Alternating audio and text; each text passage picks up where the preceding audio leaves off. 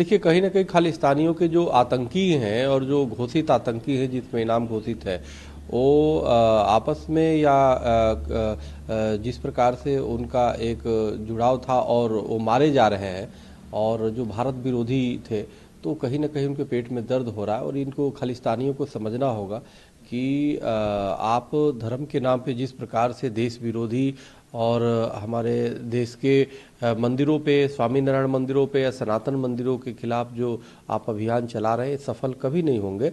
और आप जो भी इस तरह की हरकत करता है वो कहीं ना कहीं देश का गद्दार है। ये खालिस्तानी देश के गद्दार हैं और इनको समय रहते समझ जाना चाहिए इस बात को। अगर जो नहीं वो करते, जिन गुरुओं ने देश के लिए अपने आप को सर्वस्व न्यौछावर किया, हिंदू और सनातन की रक्षा के लिए उन्होंने पंच ककार धारण किया, आज उन्हीं के नाम पे जो ये खालिस्तानी कर रहे हैं, आतंकवाद कर रहे हैं, निश्चित रूप से परमात्मा इनको कभी माफ़ नहीं करेगा, इनके गुरु खुद इनको माफ़ नहीं करेंगे। तो यह एक आतंकी सोच के लोग हैं और हमें लगता है कि पूरे विश्व में इन पे प्रतिबंध लगाए जाने की आवश्यकता है। संयुक्त राष्ट्र संघ से मेरी मांग है कि इन पे प्रतिबंध लगा करके, जैसे इस्लामिक आतंकियों पे प्रतिबंध लगा करके हिजबुल मुजाहिदीन या अनेक ISIS है उस पर प्रतिबंध लगाया जाता है, चाहे और भी जो जैसे मोहम्मद है, चाहे ओसामा बिन लादेन का जो संगठन था, ये तमाम लोगों आतंकी संगठनों पे जैसे प्रतिबंध लगाया गया, उसी तरह से खालिस्तानियों पे भी लगाने की आवश्यकता है पूरे विश्व में। और इनके आतंकियों को ढूंढ करके उनको सलाखों के अंदर या उनको खात्मा करने की आवश्यकता है।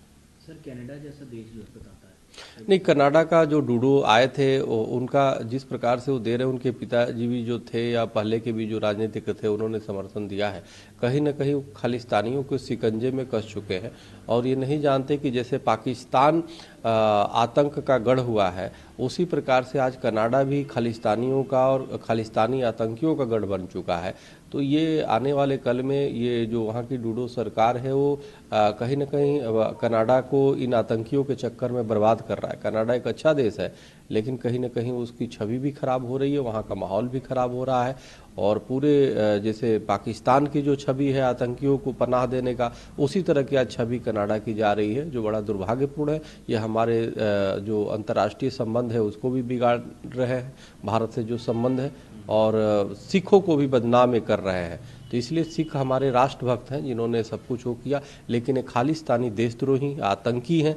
इन पे वही इनके साथ सलूक किया जाए जैसे ISIS पे किया जाता है, जैसे ओसामा बिन लादेन जैसे अन्य आतंकी इस्लामिक आतंकी संगठनों पे कार्रवाई की जाती है, प्रतिबंध लगाया जाता है, उसी प्रकार से पूरे विश्व में इन खालिस्तानियों पे प्रतिबंध लगाया जाए और इन पे के खिलाफ कार्रवाई किया जाए। लगता है सर कि अमेरिका ने अगर नहीं की तो जो कनाडा की स्थिति है वो अमेरिका में भी हो सकती है? स्वाभाविक रूप से, निश्चित रूप से, क्योंकि अगर जो इतना दुस्साहस हो गया कि अमेरिका के स्वामीनारायण मंदिर पे जाके इस तरह से सीधे स्लोगन लिख देना, अन्य मंदिरों पे जाके सीधे धमकाना, और ये निश्चित रूप से दुस्साहस है। इसको समय रहते ही इसको रोक लगाना होगा। अमेरिका कई बार टिप्पणी भारत पे कर चुका है, इस्लाम को लेकर, सरकार को लेकर के करता रहता है, लेकिन अमेरिका को इस बात को ये देखना चाहिए कि हमारे भारतीय है, जो हिंदू है, वो कितना सुरक्षित है अमेरिका में।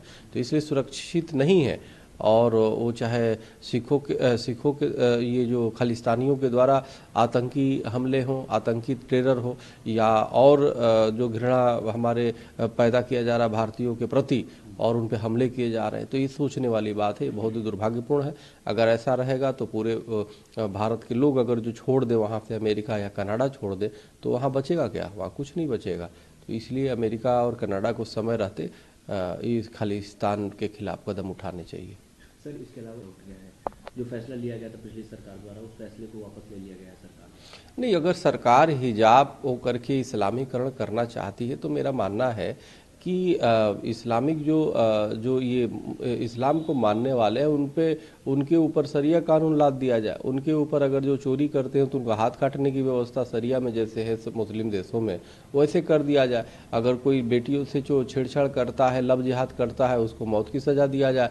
और तमाम ऐसे विषय हैं जिसपे ईंटें पत्थर से मारे जाते हैं, वहाँ पे उसी तरह कर दिया जाए।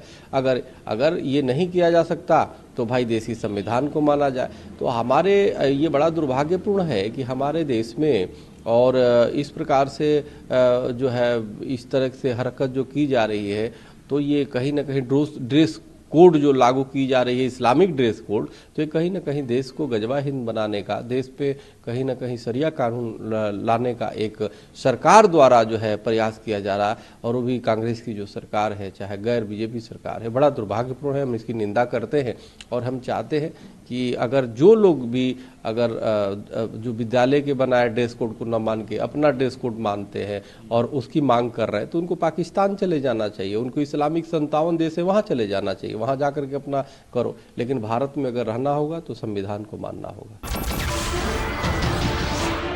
नमस्कार, मैं हूं मानक गुप्ता।